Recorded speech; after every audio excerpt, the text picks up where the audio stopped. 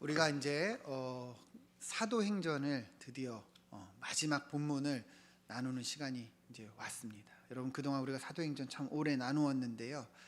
오늘 우리가 이제 이 말씀을 마지막으로 정리를 하고 다음 주부터 다음 주 한 2주 정도, 길게는 3주 정도 사도행전을 다시 한번 리뷰하고 정리하고 이제 새로운 성경을 나누어 보려고 합니다. 다음 성경은 뭘 할까 지금 기도 중에 있는데 야고보서를 할까 지금 생각하고 있습니다. 우리가 지난주에 바울이 멜리데 섬에 이른 것에 대해서 보았어요. 여러분 다시 기억을 해보면 바울이 이제 일행들과 함께 항해를 하다가 큰 조난을 당하죠, 그죠? 그러다가 간신히 멜리데 섬에 이르러서 이 원주민들의 동정을 받습니다. 원주민들은 이들을 위해서 이제 불을 피워주죠. 근데 바울이요, 이 일손을 돕다가 어떻게 됐어요? 어떠한 일이 일어났어요? 독사에게 물리는, 그죠? 그런 일이 일어났어요. 그러니까 원주민들이 이것을 보고 이제 깜짝 놀라서 이야기를 하는 거예요. 아, 이 사람이 정말 큰 죄를 저질렀나 보다. 이 바다에서는 어떻게 구조를 받았으나 이 사람이 큰 죄를 지어서 이렇게 육지에 와서 또 이렇게 심판을 받는다 이야기를 했어요. 그러나 바울은 어떻습니까? 정말 아무렇지가 않았어요, 그죠? 그래서 오히려 이 원주민들은 이 사람은 보통 사람이 아니다, 신이다 이렇게 칭송하는데요. 그리하여서 이 섬의 가장 높은 사람인 이 보블리오가 이들을 이제 맞이하고 영접을 해줍니다. 그런데 보니까 이 보블리오의 부친이 어때요? 병에 걸려서 누워 있었던 거예요. 그래서 바울이 가서 이제 기도하고 안수함에 어떻게 됩니까? 이 사람이 나음을 입었다 그랬어요. 그러니까 소문이 났겠어요, 안 났겠어요? 소문이 나죠. 그래서 이 섬에 있는 병든 자들이 다 나와서 고침을 받습니다. 여러분, 이 고침이 어떤 의미인지 우리가 나누었죠.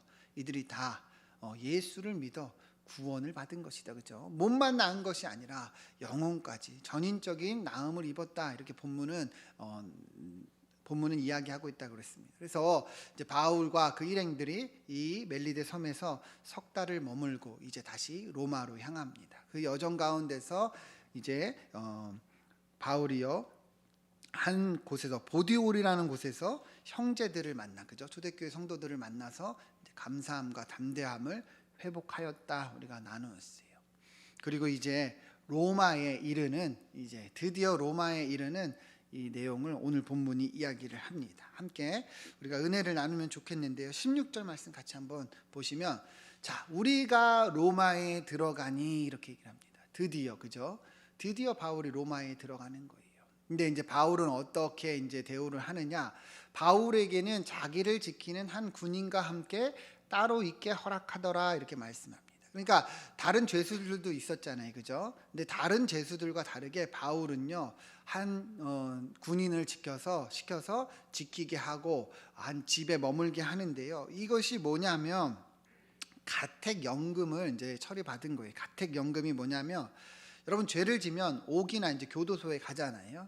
근데 바울은 그렇지 않고 한 집에서 이제 군인으로 하여금 이제 지키게 한 거예요. 그러니까 집에서 머물게 한 거예요. 집에 gat혀 있는 그런 처리를 한 건데, 당시에 이제 보면은 바울이 이제 로마 시민권자고 아직 어때요? 분명한 죄가 이렇게 판결이 난 것도 아니고, 그 여러 가지 바울로 인해서 이 상황들이 좋아졌잖아요, 그죠? 그러니까 이렇게 처리를 한 것으로 볼 수가 있는데요. 그런데 본문을 보면은 이러한 상황 때문에 오히려 바울이 계속해서 복음을 전할 수 있는 기회들이 열려집니다. 오늘 17절 말씀을 보시면, 바울이 이제 로마에 온 지 사흘이 됐어요. 그래서 바울이 유대인 중에 높은 사람들을 청하여서 이야기를 하는데요. 그러니까 이 로마에 있는 유대인들 중에 높은 사람, 아마도 이제 회당의 지도자들을 이제 청하여서 만난 것으로 보이는데요. 왜 바울이 이렇게 했을까? 상황적으로 보면 지금까지 보면 바울이 어딜 가나 유대인들의 핍박과 박해를 받았죠, 그죠? 그러니까 이제 로마에서는 먼저 이 지도자들을 만나서 자기에 대해서 이제 변론을 하고자 한 거예요. 특별히 바울이요, 왜 여기 로마에 왔는가? 내가 왜 죄수가 됐는가? 이제 그 이야기를 하는데요. 이어지는 내용을 보면, 형제들아, 내가 이스라엘 백성이나 우리 조상의 관습을 배척한 일이 없는데 예루살렘에서 로마인의 손에 죄수로 내준 바 되었다 이야기합니다. 무슨 말입니까? 그러니까 내가 잘못한 것이 없는데 이 예루살렘에 있는 유대인들이 나를 이 우리 조상의 관습을 배척했다 해서 로마인들에게 내어줬다. 그래서 내가 죄수가 되었다는 것이죠. 그러니까 자신에 대해서 어때요? 이제 변론을 하는 거예요. 그래서 18절을 보면 자, 로마인은 나를 신문하여 죽일 제목이 없어 석방하려 하였다. 그러니까 무슨 말이에요? 이 유대인들이 나를 그렇게 고발했지만 로마인들도 내가 죄가 없는 것을 알았다는 거예요, 몰랐다는 거예요? 알았다는 거죠. 그래서 석방하려 했다는 거예요. 그런데 19절을 보면 근데 여전히 또 유대인들이 반대해서 석방을 당하지 못했다는 거예요. 그래서 바울이 뭘 말합니까? 내가 그래서 가이사에게 상소했다. 그러니까 제대로 된 재판을 받지 못하니 내가 상소해서 여기까지 로마에게까지 왔다는 거예요. 내가 왜 상소했는가? 난 내 민족을 고발하는 것이 아니라 제대로 재판을 받지 못했기 때문이다. 이제 그 이야기를 하는 거죠. 그래서 20절을 보면은 그 이야기를 하려고 당신들을 부른 것이다. 그 이야기를 하려고 그 오해를 풀고자 한 것이다. 그러면서 여기서 굉장히 중요한 말을 합니다. 이어지는 내용을 보면 뭐라고 합니까? 이스라엘의 소망으로 말미암아 내가 이 쇠사슬에 매인 바 되었노라. 여러분, 바울이요 결론을 내고 있는 거예요. 내가 왜 이렇게 되었는가? 뭐 때문이라는 거예요? 이스라엘의 소망으로 내가 이렇게 죄수가 되고 매였다는 것이죠. 여러분, 이스라엘의 소망이 무엇을 말합니까?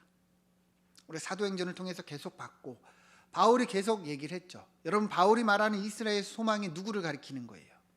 예수 그리스도잖아요. 그죠? 하나님께서 이미 우리 조상들을 통해서 구약의 말씀들을 통해서 약속하셨던 그 메시아, 그죠? 예언하셨던 그 메시아가 누구예요?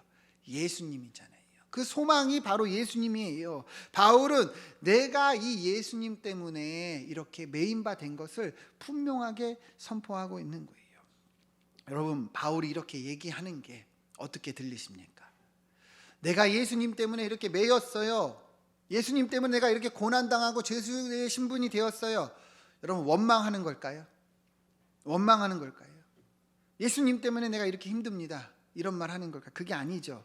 오히려 내가 가진 이 소망이 무엇보다 더 크고 소중하다는 것을 이야기하는 거예요. 그러니까 내가 죄수의 신분이 되고 매인 바 되어도 이 소망 때문에 있다는 것이죠. 이것을 증거하는 거예요.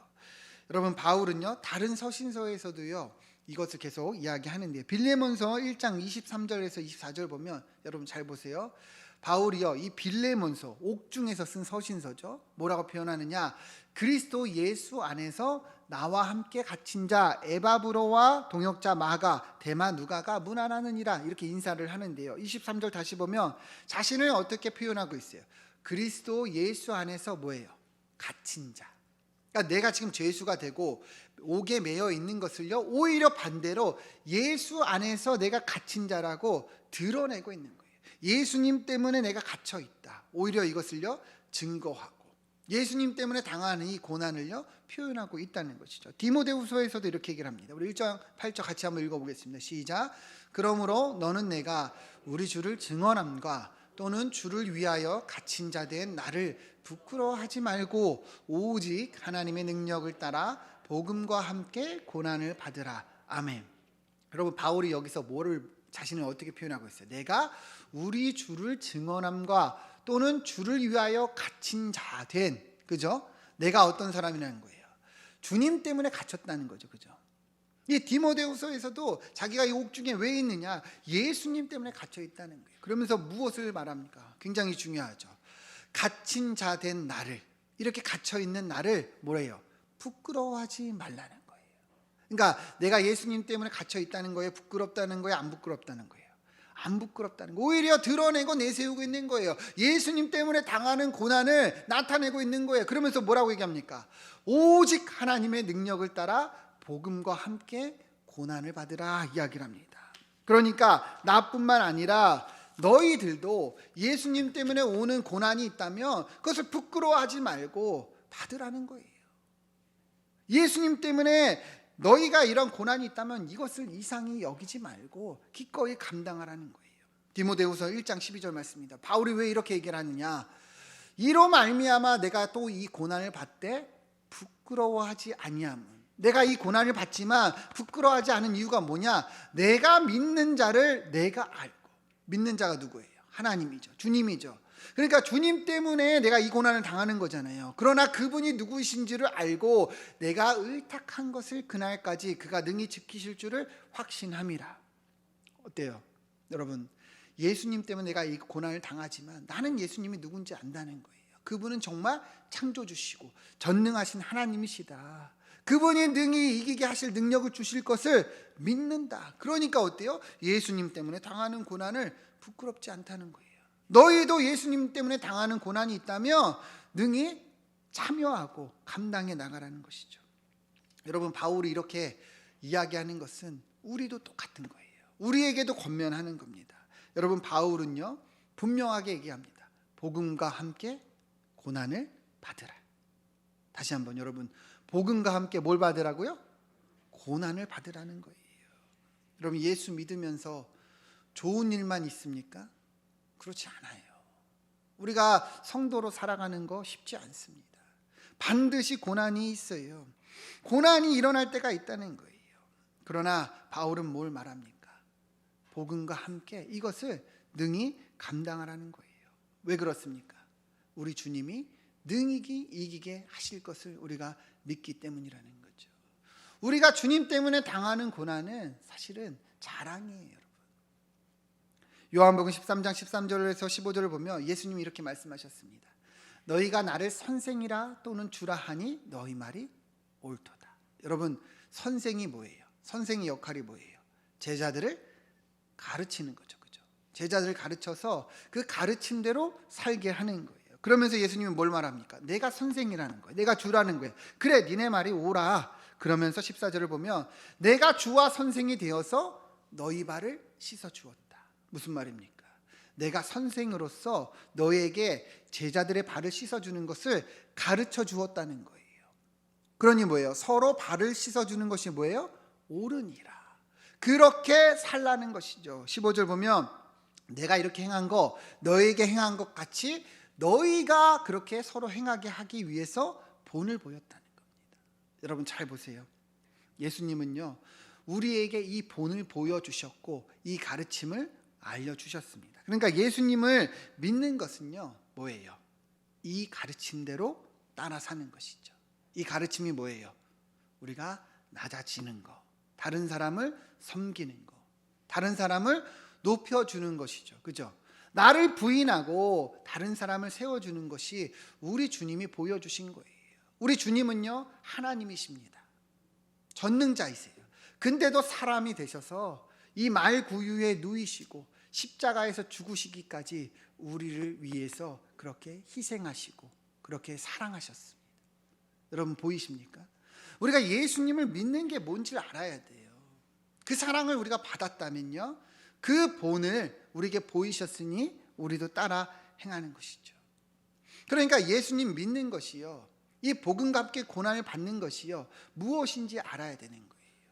예수님 믿는 것은요 우리도 주님 따라 그 길 가는 거예요. 그러니까 낮아지고 희생하고 섬기니 고난이 있습니까? 없습니까? 있어요. 있을 수밖에 없어요. 복음과 함께 고난을 받으라는 게 여러분 이러한 의미예요. 그런데 한번 생각해 보세요. 우리가 예수님을 믿는다고 하는데 아무런 고난이 없다면 여러분 이건 어떤 거예요? 오히려 이상한 거예요. 내가 예수님을 믿는데 예수님 믿는다고 말하는데 아무런 어려움이 없어. 아무런 고난이 없어. 그러면 오히려 스스로 반문해야 되는 거예요. 내가 정말 예수님이 가르쳐 주신 이 길 가고 있는가?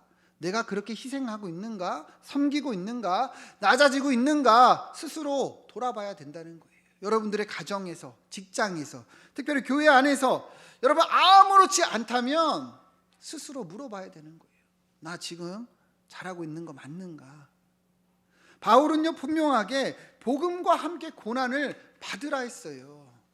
예수를 믿는 거는요 고난이 따르는 길이에요. 근데 그 고난을 이상히 여기고 오히려 그것을 피하려 하고 내 삶에 그 고난이 없는 것을 이상히 여기지 않으면 어떻게 하겠냐는 것이에요. 여러분, 우리도 복음과 함께 스스로 이 고난을 받기를 축원드립니다. 예수님이 우리에게 보여주신 길이 뭐예요? 우리가 낮아지고 섬기고 또 희생하는 길입니다. 그래야지 사는 거예요. 내가 낮아지면 누가 높아집니까? 우리 주님이 높아지는 거예요. 내가 죽으면 내 안에 누가 살아요? 예수님이 살잖아요. 이 세례 요한은 뭐라고 얘기했어요?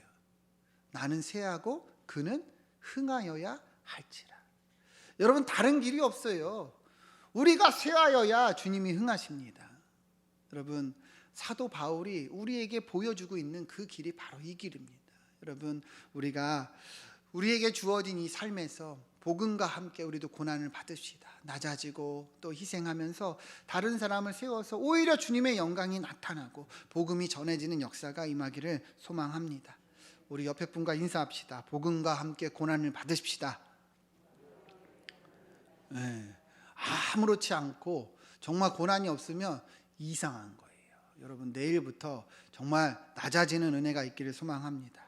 자, 21절부터 22절 보면 바울이 그렇게 유대 지도자들에게 변론을 했죠. 그러니까 이 지도자들이 바울에게 얘기합니다. 그들이 이르되 우리가 유대에게서 내게 대한 편지도 받은 일이 없고 또 형제 중 누가 와서 내게 대하여 좋지 못한 것을 전하든 이야기를 한 일도 없느니라. 무슨 말이에요? 그러니까 바울에 대해서 이들이 들은 게 있다는 거예요, 없다는 거예요? 없다는 거예요. 아직 우리는 너에 대해서 이상한 소리를 들은 게 없다. 그러면서 뭘 얘기를 하느냐? 22절 보면 이에 우리가 너의 사상이 어떠한가 듣고자 하니 이 파에 대하여는 어디서든지 반대를 받는 줄 알기 때문이라. 여러분, 무슨 말입니까? 바울에 대해서는 들은 게 없어요. 잘 몰라요. 네가 악한 일을 했는지 안 했는지 우리는 아직 모른다. 그런데 이 파에 대해서는 안다는 거예요. 이 파가 누구를 말합니까? 초대교회를 얘기하는 거죠. 그렇죠? 기독교를 얘기하는 거예요. 이미 로마에도 초대교회가 있었어요. 그렇죠? 그래서 바울이 이미 로마서도 썼는데요. 바울이 이제 이 어떻게 보면 교회의 수장이잖아요. 그러니까 이 유대 지도자들은 이 사상에 대해서는 알기 원한다는 거예요. 이 교회에 대해서는 알고 싶다는 거예요. 왜냐? 어딜 가나 어때요? 유대교는 이것을 반대했잖아요. 너희가 반대를 받는 줄 알기 때문에 그것을 알려달라. 이 교회에 대해서, 사상에 대해서 그것은 좀 알려달라. 이제 유대 지도자들이 바울에게 요청을 했다는 거예요. 그래서 이제 어때요? 복음을 전할 기회가 열렸어요, 안 열렸어요?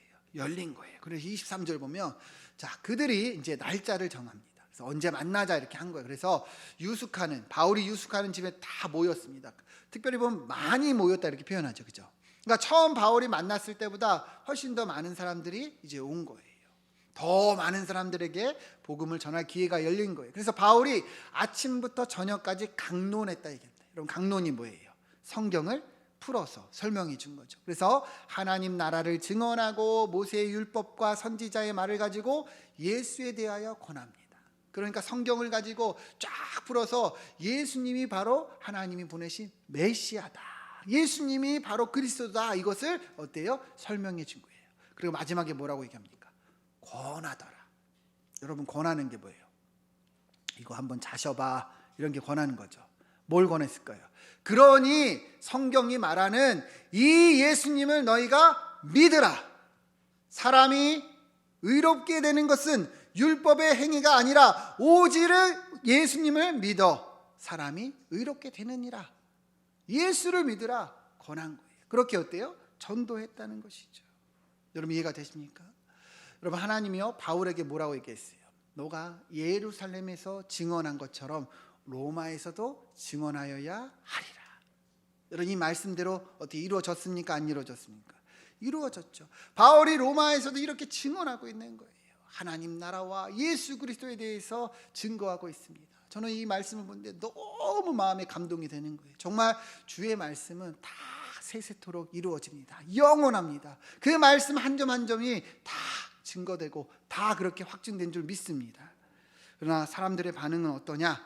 24절을 보면 그 말을 믿는 사람도 있고 믿지 아니하는 사람도 있다. 여러분, 늘 언제나 복음이 전해졌을 때 나타나는 반응이죠. 믿는 사람도 있고 믿지 아니하는 사람도 있다는 거예요. 25절 보면 서로 맞지 아니하여 흩어졌어요. 그러니까 믿는 사람도 있고 믿지 않는 사람도 있다는 거. 그런데 바울이 이렇게 얘기합니다. 선지자 이사야를 통하여 너희 조상들에게 말씀한 것이 옳도다. 일러스되 이 백성에게 가서 말하기를 너희가 듣기는 들어도 도무지 깨닫지 못하며 보기는 보아도 도무지 알지 못하였노라. 27절 이 백성들의 마음이 우둔하여져서 귀로는 둔하게 듣고 눈은 감았으니 눈으로 보고 귀로 듣고 마음으로 깨달아 돌아오면 내가 고쳐줄까 함이라 하였으니 그런즉 하나님의 구원이 이방인에게 보내어진 줄 알라. 여러분 이 말이 뭐예요? 복음을 전하였으나 여전히 거부하고 듣지 못하는 그런 말씀을 바울은 이야기하는 거예요. 이미 이사야 선지자가 이야기를 했다는 것이죠. 그렇죠? 그래서 바울은 얘기를 하는 거예요. 혹시나 듣는 자가 있으면 내가 고쳐줄까 했지만 너희가 마음으로 거절하니까 이제 이 복음은 어디를 향한다는 거예요? 이방인에게 향한다는 거예요. 여러분 바울이 말하는 건 앞으로 유대인들은 이제 예수님을 못 믿는다는 말은 아니에요.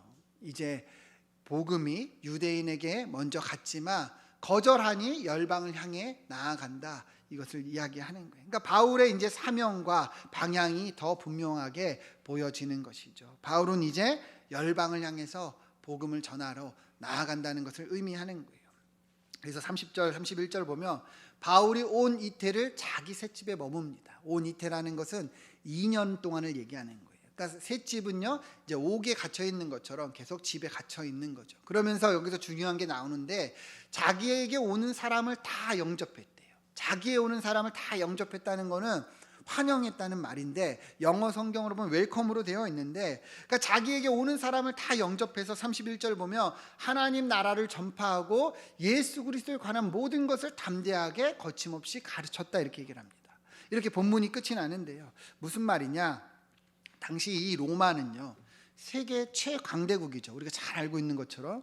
그래서 로마 인구가요 대략 보면은 이제 로마 시민들은 2만 명 정도인데 노예나 이런 하층민들 포함하면 그런 사람들은 한 100만 명 정도가 있었다고 합니다. 그러니까 시민보다 한 50배가 많은 사람이 어때요? 최하층민이에요. 그러니까 어떻게 보면 어려움을 겪는 사람들인데 바울이 여기서 자기에게 오는 사람을 다 영접했다는 의미는요 여기에 있어요. 무슨 말이냐? 자기에게 오는 사람들이 이제 이 하층민들, 노예들이 많았다는 거예요. 그러나 바울은 이들을 어떻게 해요? 누구나 다 영접을 합니다. 누구나 다 환영을 하면서 어때요? 자기에게 찾아오는 사람들에게 하나님 나라를 전하고 예수 그리스도를 전하고 증거했다는 것을 말씀하고 있는 거예요.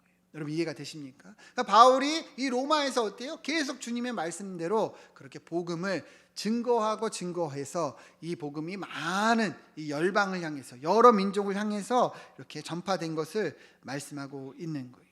로마서 1장 14절에서 16절을 보면 바울이 이렇게 얘기합니다. 헬라인이나 야만인이나 지혜 있는 자나 어리석은 자에게 다 내가 무슨 자다? 빚진 자다. 여러분 바울은 자기가 모든 민족에게 빚진 자라고 표현을 합니다. 이 말이 뭘까요? 왜 이렇게 썼을까요? 모든 민족에게 자기가 복음을 전해야 될 사명이 있다는 거예요. 오히려 이것을요 빚졌다고 표현을 하는 거예요. 왜요? 그만큼 갚아야 될 만큼 이 복음을 전해야 될 사명이 너무도 분명한 거예요. 그래서 말합니다. 이 15절을 보면 그러므로 나는 할 수 있는 대로 로마에 있는 너희에게도 복음 전하기를 원하노라. 그러면서 어때요? 이 복음이 전해지고 있습니까? 안 전해지고 있습니까? 전해지고 있죠. 16절 같이 한번 읽어보겠습니다. 시작. 내가 복음을 부끄러워하지 아니하노니 이 복음은 모든 믿는 자에게 구원을 주시는 하나님의 능력이 됨이라. 먼저는 유대인에게요 그리고 헬라인에게로다. 아멘. 여러분 보이십니까? 바울이 어떠한 마음으로 복음을 증거하고 또 어떻게 복음을 증거했는지 이 말씀 안에 다 있는 거예요. 바울은 그렇게 이 집에 갇혀 있으면서도 자기에게 찾는 모든 사람에게 복음을 전했다는 거예요. 왜요? 이 복음은 모든 믿는 자에게 구원을 주시는 하나님의 능력이기 때문이에요.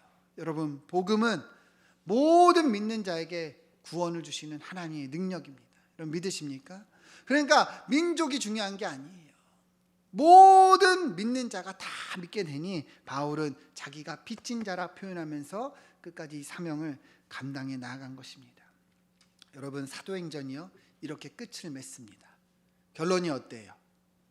어떤 분들은요 이 결론을 보면서 야, 좀 뭔가 허전하다 뭐 이렇게 얘기하는 분이 있어요. 좀 뭔가 이렇게 좀 뭔가 아쉬운데, 이런 분들이 있어요. 왜 그럴까요? 우리가 생각하는 결론, 영화나 드라마 같은 데 보면 어떤 결론을 원해요? 뭔가 반전이 일어나고, 그죠? 끝에 뭔가 큰 어떤 업적을 이루는 게 있는데, 바울은 그렇지가 않은 거예요, 그죠? 그래서 좀 아쉽다 생각할 수 있는데요. 여러분, 왜 사도행전이 이렇게 끝을 맺을까요? 이유는 간단합니다. 성경의 초점이 여기에 있죠. 사도행전의 초점은요, 끝까지 주님의 나라, 이 복음이 증거되는 거예요. 바울은 그 중에 한 사람입니다.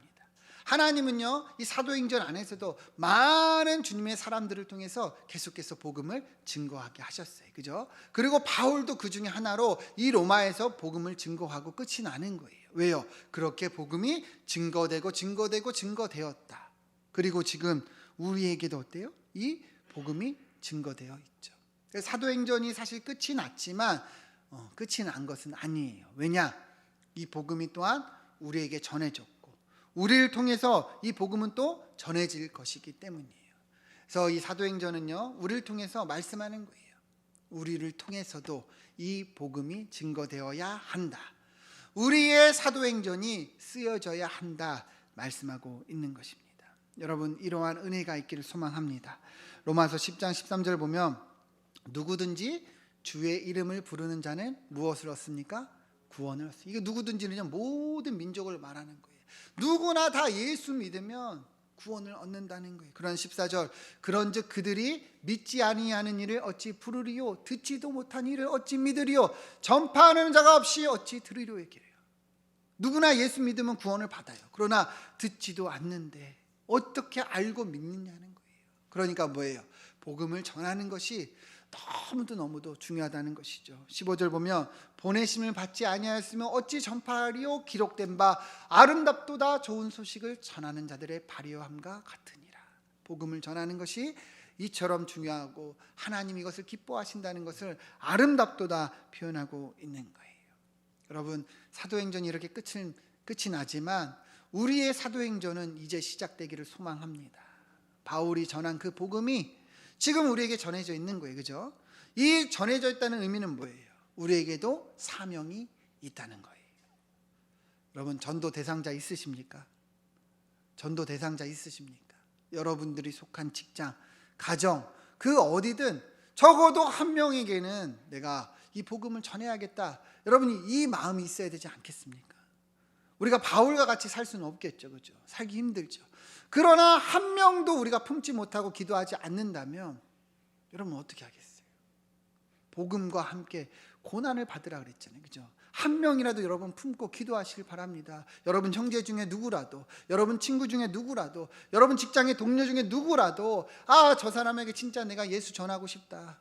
여러분, 이 정도의 사명은 있어야 되지 않겠냐는 것이죠.